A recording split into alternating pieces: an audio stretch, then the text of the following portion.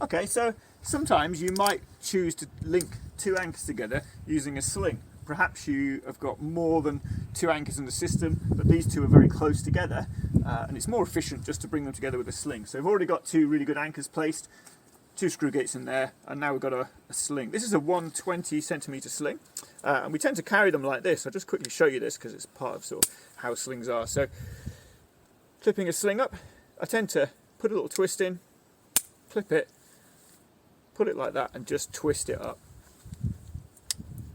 to clip and to store on my harness. Sometimes once I get climbing, I'll just keep them long like that and kind of take them around myself and clip the two ends together. So even if I'm hanging off one-handed or kind of holding on, I can get that off ready to use. Okay, so let's look at bringing these two anchors together. So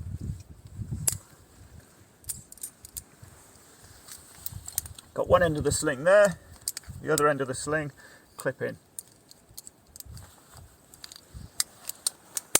So the first thing to do with the two ends of the sling clipped in is find the bit where the slings are sewn together. If you don't deliberately put it out of the way, it's guaranteed to get in the way.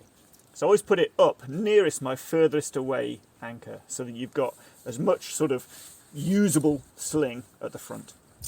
Next thing I'm going to do is I'm going to pull it in the direction of load where I think it's going to be pulled. So say I'm going to be pulling it here, I'll guess and I'll pull it like that.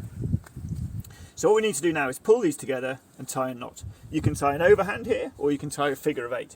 If you've got enough sling to tie a figure of 8, it's usually easier to untie once it's been loaded, so that would be my preference. So now I'm going to turn it and I'm going to hold it with my thumb, a bit like we did the figure of 8 earlier. Over the top and just down through. That's just a simple figure of 8 knot. And as I pull these two ends tight, it'll just bed in.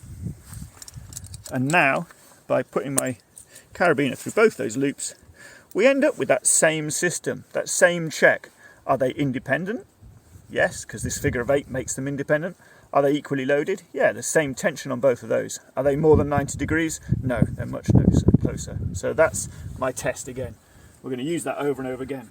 So now I've created an anchor with an anchor point here with two anchors together. So if I wanted to, I could clove it straight into this anchor here.